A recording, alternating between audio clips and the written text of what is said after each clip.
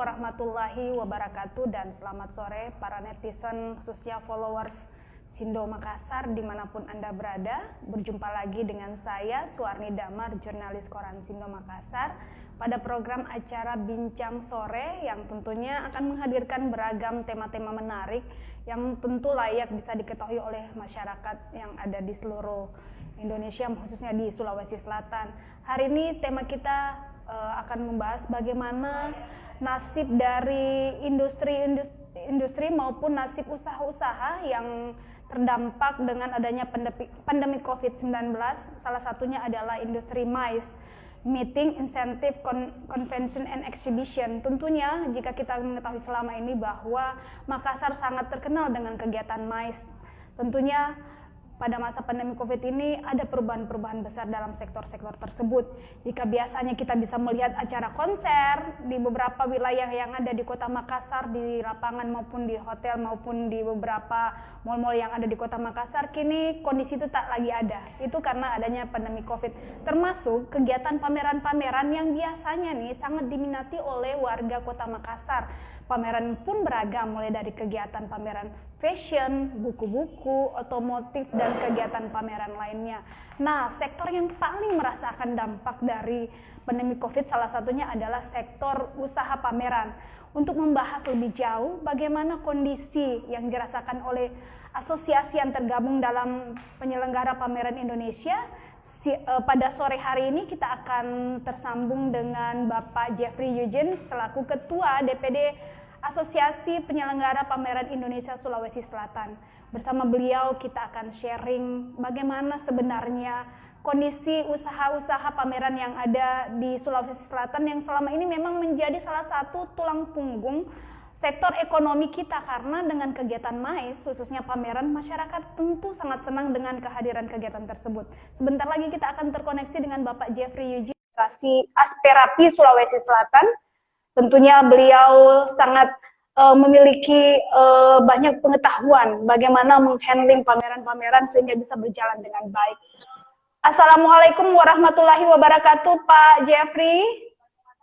Ya, waalaikumsalam warahmatullahi wabarakatuh. Selamat sore, Pak Warni. Iya, Pak. Alhamdulillah suara saya bisa didengar dengan jelas ya, Pak? Iya, bisa, bagus. Pak, kameranya bisa ditegakkan sedikit sehingga gambar Bapak bisa terlihat similar dengan saya. Oke. Terima kasih. Pak, apa kabar sore hari ini, Pak? Ya, baik. Alhamdulillah. Pak, iya, Pak. Pak, ini kita tidak bisa pungkiri sektor ekonomi dan sektor-sektor usaha lainnya itu terkena dampak dengan adanya pandemi COVID-19. Salah satunya yang paling kalau saya rasakan ini sektor Bapak. Biasanya nih seperti saya nih suka lihat pameran-pameran tiba-tiba tidak ada karena pandemi COVID. Sebenarnya bagaimana sih yang dirasakan oleh asosiasi Bapak sendiri dengan kondisi seperti ini? Oke, ya memang sejak merebak pandemi COVID-19 ini, sejak bulan sebenarnya kami ya di perusahaan saya itu sudah merasakan dampaknya. Karena pameran saya yang bulan 3 dan bulan 4 waktu itu sudah satu beberapa peserta terutama dari luar negeri, dari China khusus. Pameran kami ada di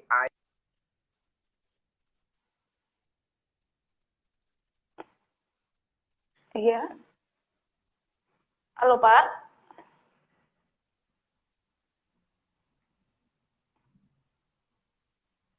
Halo, Pak.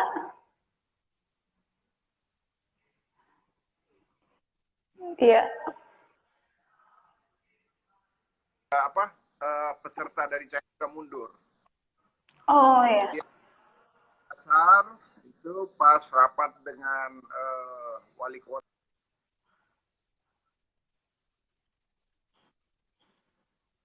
Halo Pak, suara Bapak tidak terdengar dengan jelas, Pak.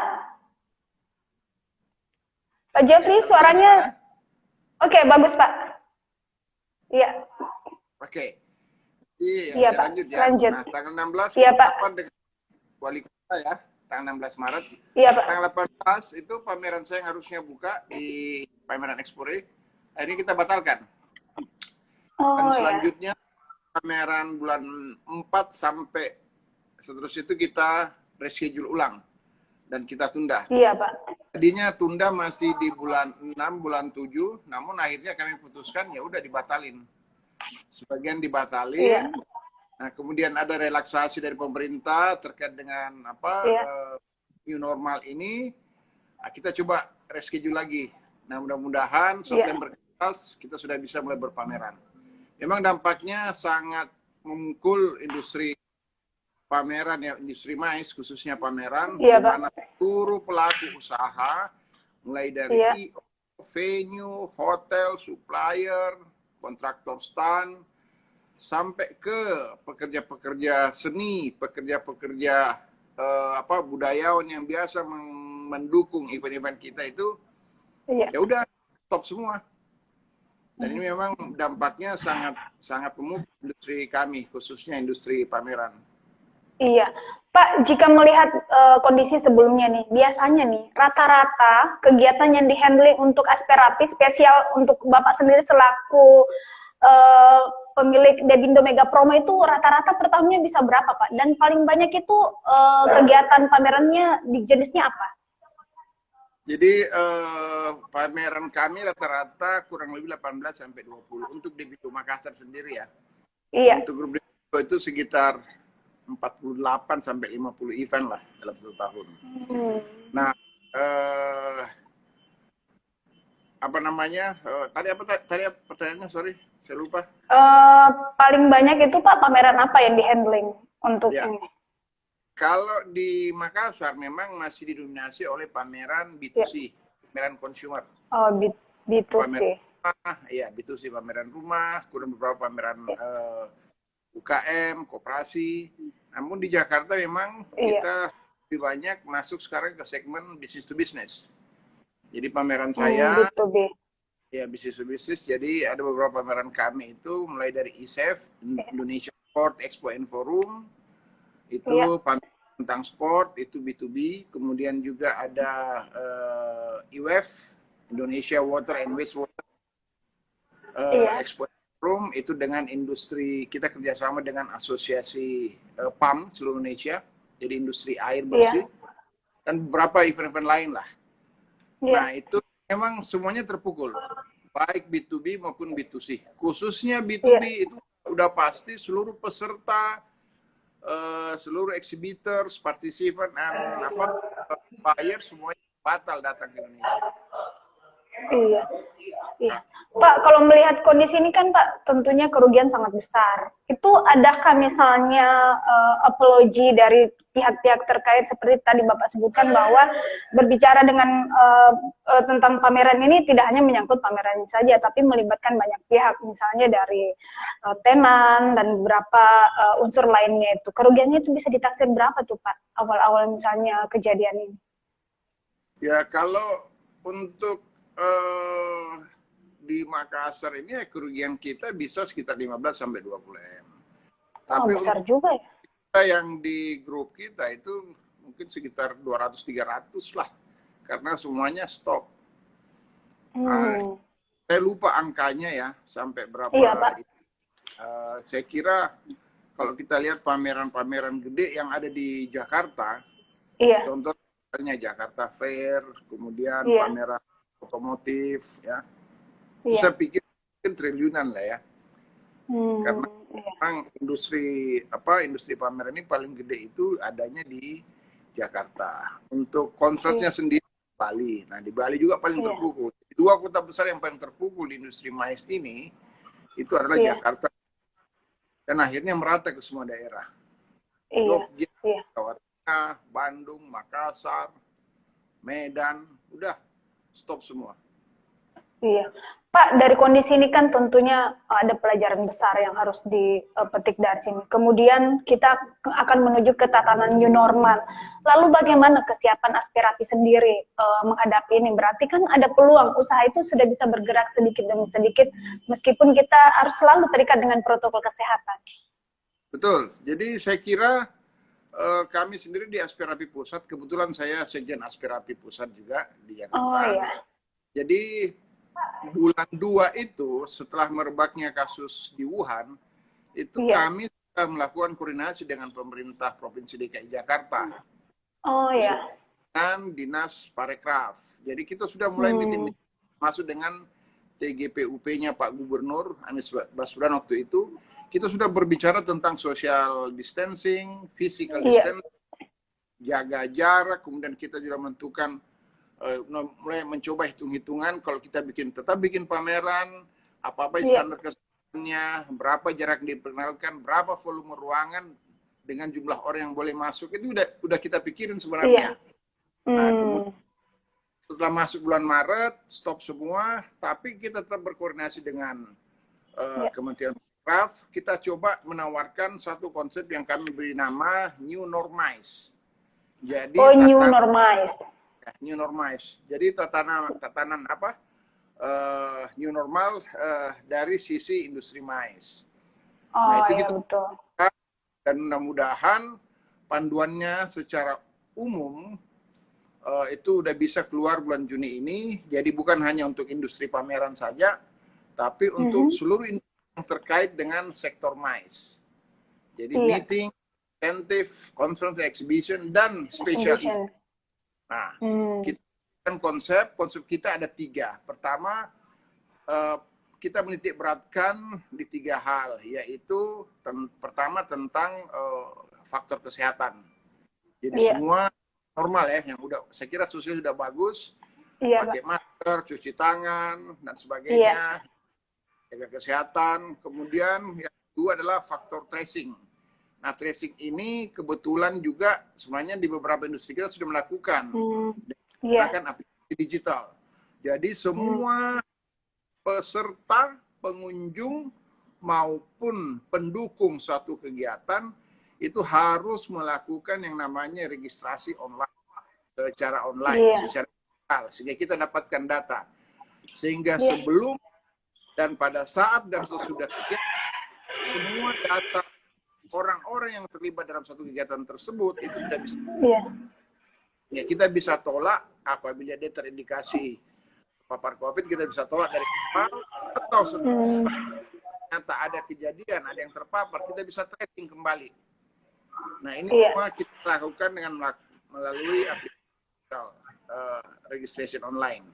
Yang ketiga yaitu physical distancing atau jaga jarak. Nah, jaga jarak ini bukan hanya sekedar jaga jarak dalam artian fisik semata, tapi kita juga coba mengklasifikasikan menjadi 3 berdasarkan risiko. Event-event itu berdasarkan risiko. Itu 1, low risk, kemudian medium risk, dan high risk. Event apa yang masuk low risk? Low risk itu apabila pergerakan dan persentuhannya tidak terlalu tinggi. Contohnya, seminar, pelatihan, job, itu bisa kita atur. Itu risiko yang paling rendah menurut New Normize yang kami tawarkan. Yang kedua tadi medium risk. Medium risk ini itu misalnya pameran. Ini pergerakan rendah, tapi ada risiko Tuhan. Nah, ini kita aturkan rupa baik berdasarkan durasi kunjungan. Jadi kalau dulu orang pameran ya 5 hari misalnya sampai Minggu, orang cenderung datang pada hari Sabtu Minggu, kejar weekend. Iya betul, ya kan? Weekend. Iya betul Pak. Melalui tracing tadi, digital aplikasi tadi, kita akan bagi semuanya harus datang sesuai jadwal yang sudah kita tentukan, supaya tidak kumpul di weekend aja. Jadi Rabu dia sudah harus bisa datang, terus waktunya pun juga kita kasih waktu 3-4 jam saja. Nggak boleh. Oh iya, dibatasi ya? Ya, jadi dibatasi. Itu tadi ya yang prinsip apa physical New distancing. normal, iya. Physical Yang distancing. ketiga, yang ketiga adalah yang tingkat pergerakannya sangat tinggi. Misalnya konser, festival. Nah, ini kita kategorikan yang high risk. Nah, kita dorong pemerintah untuk masuk ke New Normize ini dengan melakukan kegiatan berdasarkan tingkat risiko tadi. Iya. Sorry. Jadi kita Iya, mulai Pak. dari yang low risk aja dulu sampai dengan Iya. medium risk. Minimal sampai September ini udah bisa dimulai. Kemudian kalau keadaan sudah semakin membaik, mungkin pelan-pelan kita bisa masuk juga ke event-event yang kita kategorikan skala high risk. Nah ini semua harus diatur. Nah Iya. panduan teknisnya pun juga kita udah siapin. Sangat teknis sekali kalau saya jelaskan di sini. Tapi kita sudah siap. Yang Iya. penting ada hal juga lagi yang harus kita batasi di sini, yaitu pertama berdasarkan jumlah atau Iya. kemudian besaran ruang. Jadi semua besaran Betul. ruang itu ditentukan oleh datang atau yang ikut berpartisipasi, dan yang ketiga adalah durasi. Kalau dulu bebas, kita atur. Iya, betul. Kalau dulu Iya. orang cuma ke weekend aja, nggak bisa semuanya datang ke Nggak weekend. bisa, harus dijadwal. Ya harus terjadwal. Jadi mereka daftar, kita tentukan. Kamu bisa datang hari Iya. Kamis jam sekian sampai jam sekian. Ini semua Iya. kita gunakan teknologi digital untuk memantau itu. Jadi Iya. kami industri masker sudah sangat siap. Sudah sangat Iya. siap. Tinggal Iya. apa nih kita mulai? Iya, Pak, dari yang tadi Bapak sebutkan itu tadi kan itemnya misalnya low risk, medium risk, dan high risk itu, apakah sudah disosialisasikan ke anggotanya, Pak, dalam penyelenggaraan pameran? Lalu kemudian, menurut Bapak sendiri, hal yang paling dekat yang bisa dilakukan untuk kegiatan pameran setelah memasuki new normal itu kegiatan pameran yang jenis apa? Oke, pertama ya, dari industri kami, dari asosiasi industri kami, sudah siap. Bukan hanya industri pameran saja. Industri pendukung lainnya seperti hotel dan kontraktor, kemudian venue, ya, baik itu venue hotel, venue yang berdiri seperti Triple C, harusnya sudah siap. Kita udah siap, sudah siap protokol semua. Turunannya dari pusat sampai ke daerah sudah ada, tinggal mensinkronkan. Nah, disinilah kita mensinkronkan. Misalnya saya lebih nyaman sebenarnya bikin pameran, misalnya di hotel atau di venue. Tapi pameran saya yang harus bikin di mall. Nah di mall itu ada protokol yang harus kita ikuti. Aturan protokol pamerannya sendiri dan protokol mall. Betul, betul. Nah, kalau mall kan sifatnya umum. Betul, kalau Pak. saya kan untuk buyer saya, peserta saya. Buyers. Betul. Ini harus sinkron. Nah ini menurut saya yang harusnya pemerintah dan semua stakeholder industri mais, ayo kita bersama-sama semua protokol-protokol ini kita sinkronkan, kita koordinasi, kita sinkron.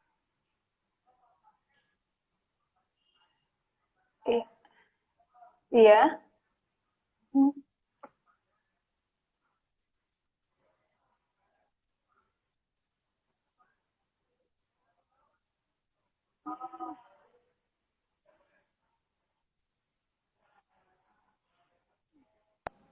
Nah, ini juga harus diawasi oleh pemerintah dan asosiasi. Kenapa? Kita sangat bertanggung jawab, jangan sampai ada satu kegiatan menjadi kluster baru COVID. Betul, Pak. Resikonya besar. Jadi makanya ini protokol nggak bisa hanya sekedar new normal, pakai ini, cuman pakai masker, cuci tangan, nggak seperti itu. Kalau kita bicara ke event, ada 3 risiko itu. Ya, dan jangan sampai menjadi baru. Nah, kapan kita mulai? Menurut saya, harusnya bulan Juli Agustus ini kita sudah mulai. Tentu kita mulai dengan Juli dan Agustus. Ya, harusnya sudah bisa. Juli Agustus sudah bisa mulai, tapi dengan kegiatan yang low risk. Ya sudah. Iya, izin. Saya bilang kemarin, ya udahlah kita stop dulu dah itu Zoom meeting. Kita bikin meeting offline. Iya, betul. Kita meeting offline. Iya. Sudah pemerintah bisa dikeluarkan untuk melakukan kegiatan pelatihan, seminar, rapat kerja. Ya kan? Iya. Penting iya, Pak, betul. Protokol ini, panduan protokol COVID-19. Iya. Di September barulah kita mulai masuk pameran. Nah, pameran seperti apa? Kalau saya lupa itulah yang namanya B2B atau pameran atau kegiatan internet. Kita maksimalkan domestik supaya bergerak. Nah, kalau Sulsel, ayo kita kegiatan regional Sulawesi misalnya, atau Sulawesi Selatan. Kalau nasional ya nasional, nggak usah bicara kegiatan internasional. Itu saya kira masih sulit karena kita tidak tahu kondisi tiap negara berbeda-beda kan. Iya, Mungkin. iya, Jadi, iya. Ya, Pak, tadi Bapak sebutkan bahwa perlu kolaborasi semua pihak. Sinergisitas, misalnya dari mall, kita harus saling bersinergi antara aturan yang telah diterapkan oleh Asperapi sendiri kepada misalnya pihak mall. Lalu bagaimana koordinasi Asperapi sendiri dengan pemerintah daerah? Mengingat bahwa aturan ini kan sudah sangat ketat. Sekarang pemerintah Kota Makassar khususnya sedang gencar-gencarnya mengaktifkan inspektur COVID-nya. Misalnya, adakah rencana atau sudahkah misalnya Asperapi melakukan koordinasi ke pemerintah daerah tentang rencana hal ini? Oke. Kami dari Asperapi dan industri mais lainnya, jadi kami bersama PHR, Asita, dan APPBI, Asosiasi Pengelola Mall, Pusat Belanja. Itu kita sudah audiens ke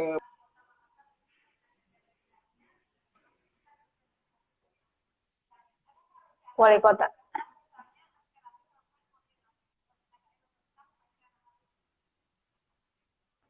Halo Pak. buku panduan kita. Halo kita, Pak Jeffrey. Ya. Ya. Jadi kalau yang ke Wali Kota sudah pernah kami datang ke Pak Wali, sudah kita serahkan semua panduan COVID dari seluruh stakeholder. Kemudian saya juga secara informal sering berkomunikasi dengan Kadis Pariwisata, perdagangan di provinsi maupun Kota Makassar. Nah, cuma kami juga menunggu nih, kapan kita duduk sama-sama mensinkronkan seluruh panduan ini supaya bisa menjadi satu panduan yang utuh. Sehingga pada saat kita kegiatan, semuanya bertanggung jawab. Bukan hanya pemerintah saja, bukan hanya asosiasi saja, tapi seluruh masyarakat. Jadi sekaligus nih, sosialisasi juga. Itu yang saya mau. Itu yang kami tawarkan kepada kita. Cuman ya, sampai sekarang sih belum ada nih responnya nih. Oh, belum. Tapi akan ke sana kan Pak, sinergi antara pemerintah daerah dan semuanya. Pak, bisa dibilang bahwa beberapa kegiatan yang dilakukan itu kan tentunya memberikan dampak ekonomi terhadap semua sektor, misalnya uang berputar cukup besar dan sebagainya. Lalu kemudian strategi kedepannya seperti apa Pak? Misalnya kembali menggairahkan sektor ini, karena tentunya karena gencar-gencarnya pemerintah melakukan protokol kesehatan bukan perkara mudah kan mengajak orang untuk datang ke kegiatan yang akan Bapak lakukan di awal-awal, misalnya di Juli nanti. Itu strateginya gimana nantinya Pak untuk kembali meningkatkan kepercayaan orang terhadap kegiatan ini, bahwa kalau kita ke kegiatan ini bakal aman nih, tidak ada misalnya kekhawatiran akan kena klaster baru dan terkena resiko besar lainnya. Ya. Jadi yang pertama ya, apabila panduan COVID untuk penyelenggaraan kegiatan mais di Sulsel ini sudah siap dengan pemerintah, ya kita harus sosialisasi. Kita harus sosialisasi melalui media, semua media lah, media media cetak, media sosial, semua media kita libatkan. Kemudian yang paling penting adalah ya kita harus memulai, sehingga new normal itu bukan hanya wacana aja, bahwa kita ekonomi itu Pak. Saya kira semua pelaku usaha yang terlibat dalam industri mas ini akan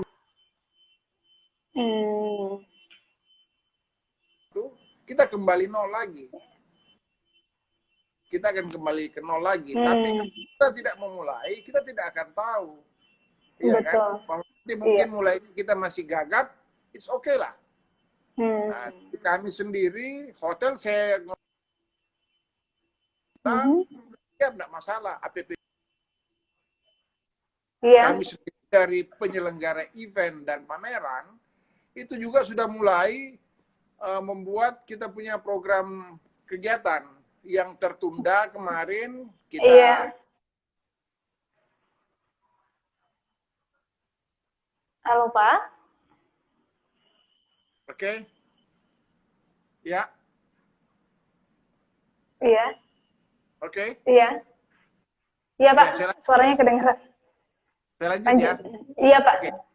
Bahkan kami dengan asosiasi Iya, Pak.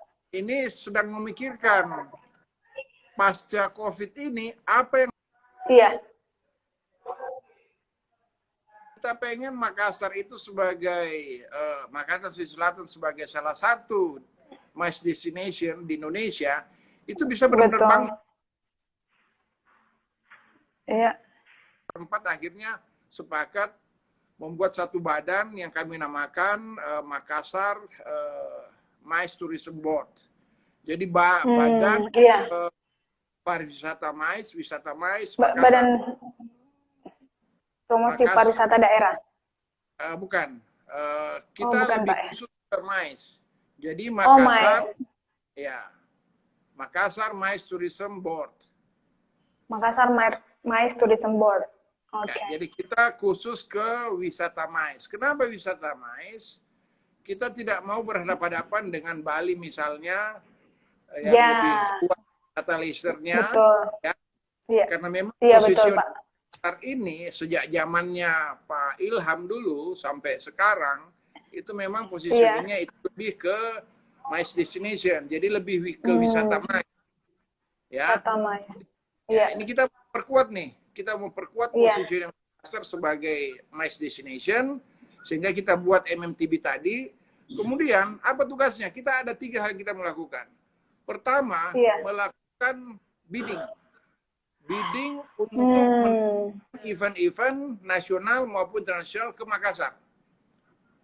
Betul. Itu strategi kita ya. Jadi kita mau bikin program tahun ini, mudah-mudahan bisa dilaksanakan tahun depan pada saat kondisi sudah mulai baik. Dan yang kedua, kita juga mau meng-create event-event baru. Jadi tadi kita event yang sudah ada, baik nasional maupun internasional. Yang kedua, kita mau create event-event baru. Supaya apa? Supaya Makassar punya banyak event-event yang reguler, yang dilakukan setiap hari, setiap tahun. Setiap tahun, berarti kalender event ya Pak? Seperti kalender event? Betul. Kalender event, tapi harus yang reguler. Jangan hari tahun ini kita bikin, tahun depan hilang. Tahun depan tidak lagi. Jangan seperti itu, makanya di badan ini bertugas itu. Coba membuat beberapa usulan event, yang skalanya nasional maupun internasional supaya dilakukan di Makassar.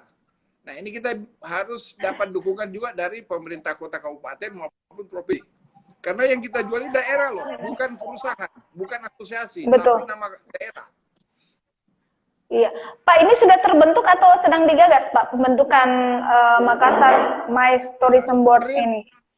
Ya, kemarin kami sudah sowan ke Pak Wali Kota, kita sudah sampaikan, dan Pak Wali Kota kemudian kemarin juga kita lakukan press conference.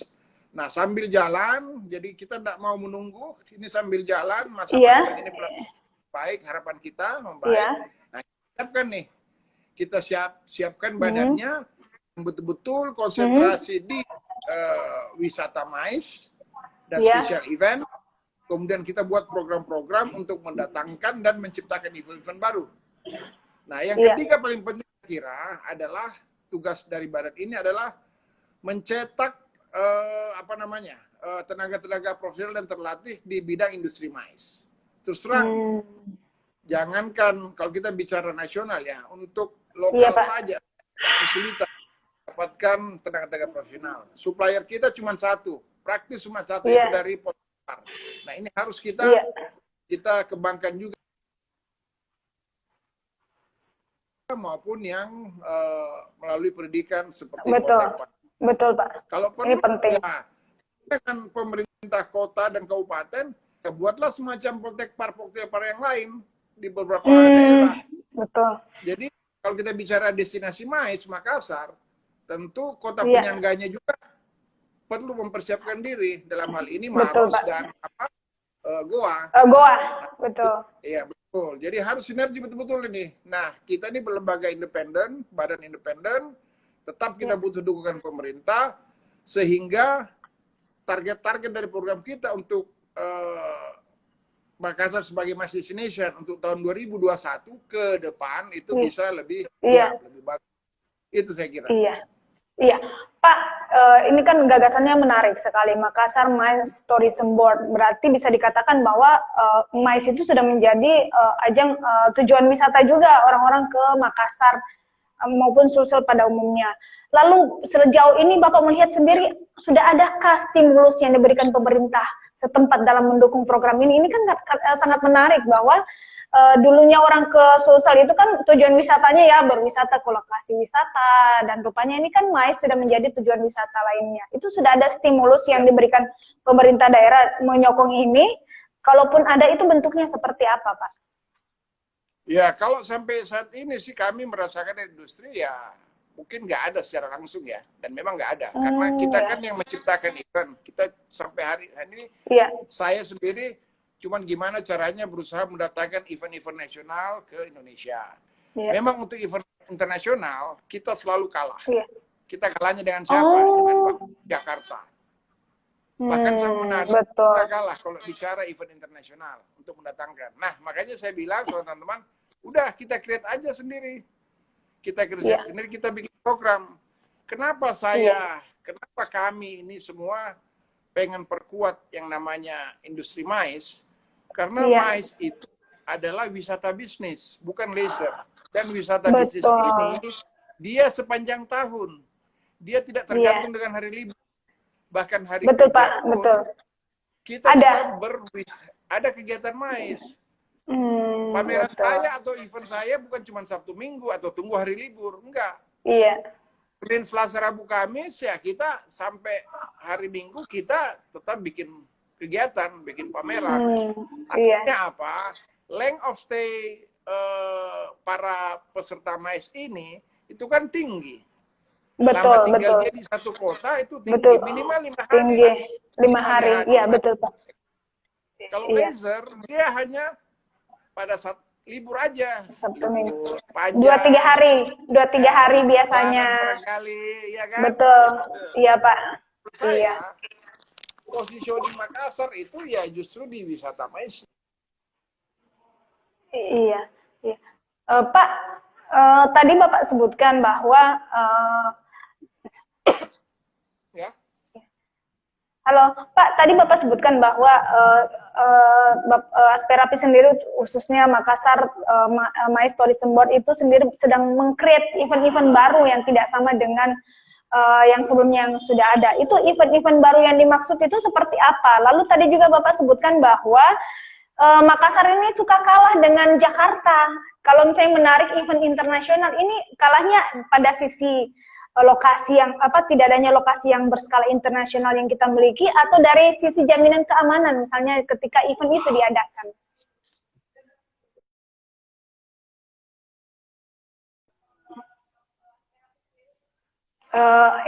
Kita terjadi gangguan jaringan di tempat kami. Tadi Bapak Jeffrey Eugene selaku Ketua DPD Asperapi menjelaskan bahwa sejauh ini Asosiasi Penyelenggara Pameran bersiap menghadapi new normal dan telah menyiapkan sejumlah regulasi-regulasi yang dapat mempermudah pelaksanaan pameran yang dilaksanakan di Kota Makassar, khususnya dalam mendukung kegiatan MICE di Kota Makassar, yakni dengan menerapkan protap-protap misalnya aturan tentang berkegiatan dengan low rise, kemudian medium rise dan high rise. Halo Pak, maaf terjadi gangguan jaringan. Pak, saya lanjut Pak ya. Tadi kan Bapak menyebutkan bahwa Makassar MICE Tourism Board itu hadir dengan harapan bahwa dapat menciptakan event-event baru di Kota Makassar. Yang Bapak maksudkan event-event baru itu seperti apa? Lalu juga tadi Bapak menyebutkan bahwa Makassar itu suka kalah dengan Jakarta kalau mau menarik event internasional, itu kalahnya karena misalnya tidak adakah misalnya lokasi pameran berskala internasional yang kita punya, atau tidak ada jaminan keamanan misalnya yang ada di Kota Makassar dengan event internasional. Oke, saya kira pertama ya, kalau kenapa masih kurang event-event internasional yang masuk ke Makassar, pertama kita tidak punya yang namanya team bidding. Tim bidding. Ini memang kalau saya kebetulan juga ada di mana di Jakarta itu di NASEF juga, Indonesia Convention and Exhibition Bureau.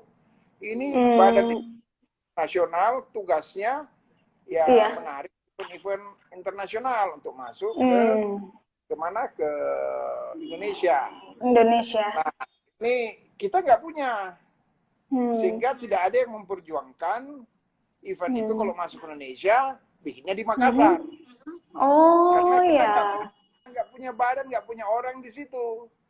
Tapi kalau badan ini bisa bergerak, nanti kita akan berkoordinasi dengan Kementerian Luar Negeri barangkali, Kementerian Pariwisata barangkali, kemudian dengan asosiasi profesi yang ada di Indonesia yang punya afiliasi dengan asosiasi luar negeri, itu kita bisa bicara.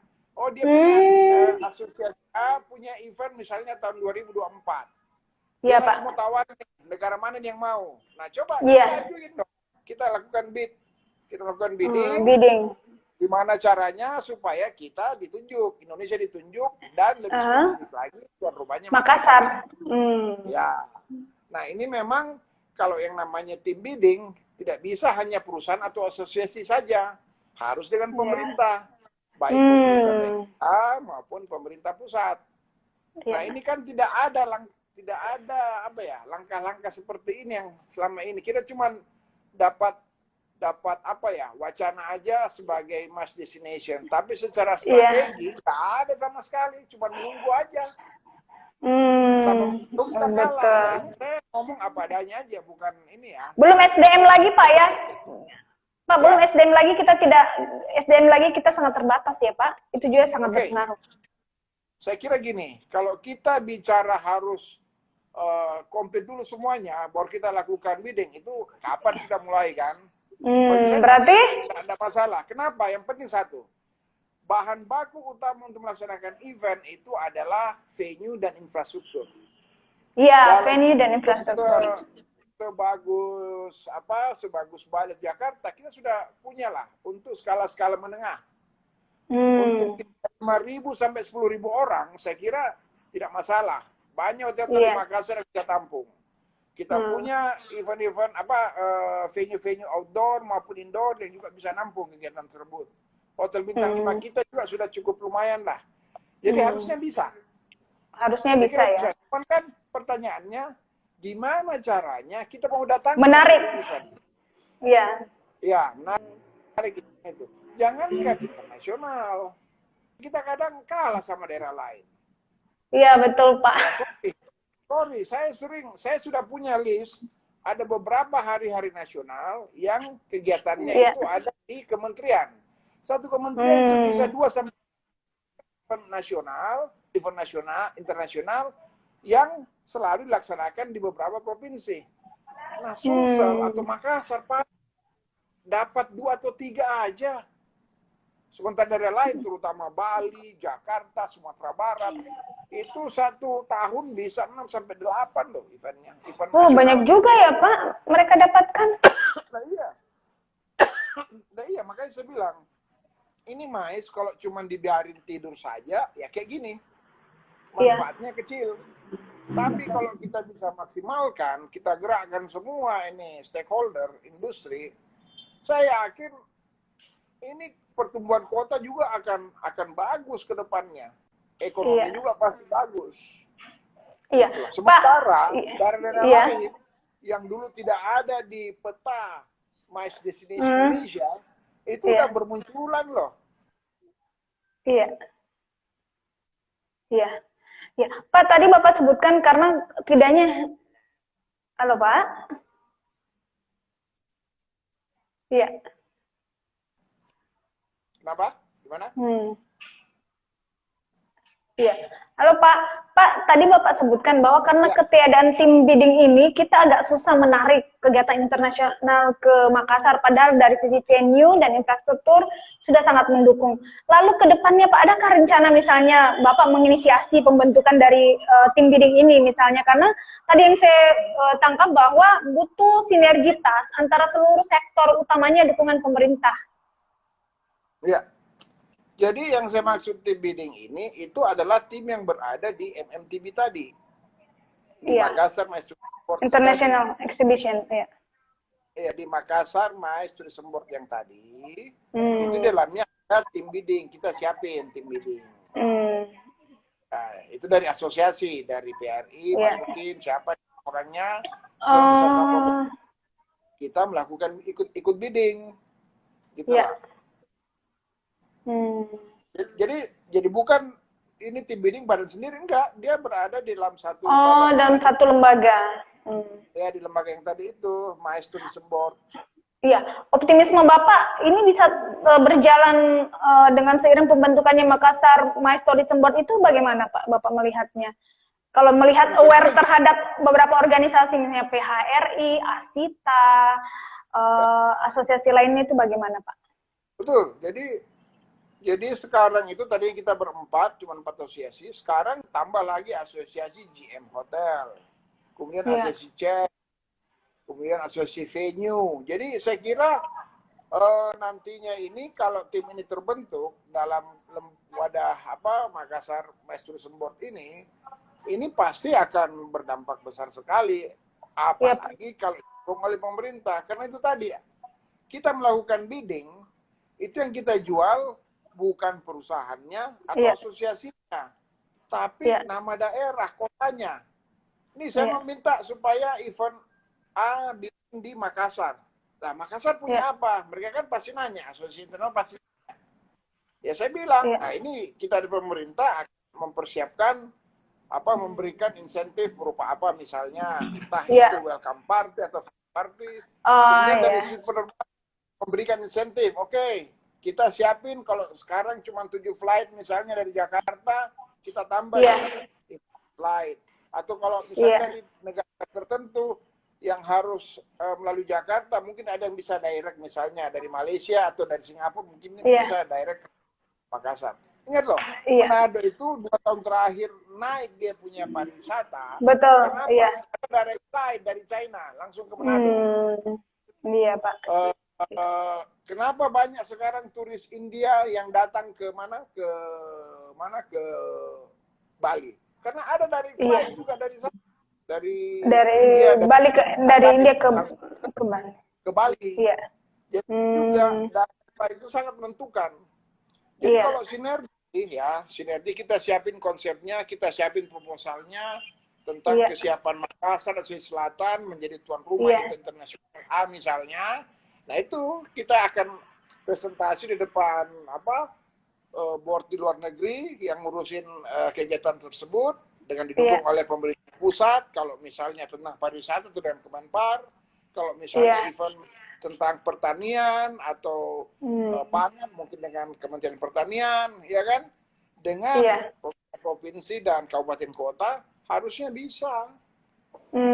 Iya, oke. Iya. Pak, terakhir nih Pak, harapan Bapak ke depannya dengan adanya ruang-ruang yang sudah bisa diberikan kepada sektor-sektor lain yang melaksanakan kegiatan ini ke depannya seperti apa Pak? Sekaligus sebagai closing statement Bapak selaku Ketua DPD Asperapi Sulawesi Selatan. Ya, kalau saya sih berharap betul-betul yang namanya MICE ini menjadi industri terdepan di Makassar, khususnya di Iya, bidang pariwisata. Di pariwisata itu ada 13 sektor usaha. Salah iya, satunya adalah MICE. MICE ini menurut saya paling besar multiplier efeknya setelah wisata leisure.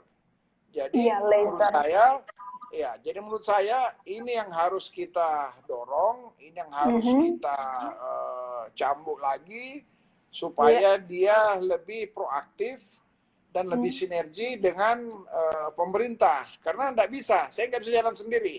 Saya mungkin bisa iya, jalan sendiri, tapi nanti eventnya kecil-kecil doang, ya kan? Atau betul. event itu saya bikin Iya, ya untuk kepentingan perusahaan saya sendiri.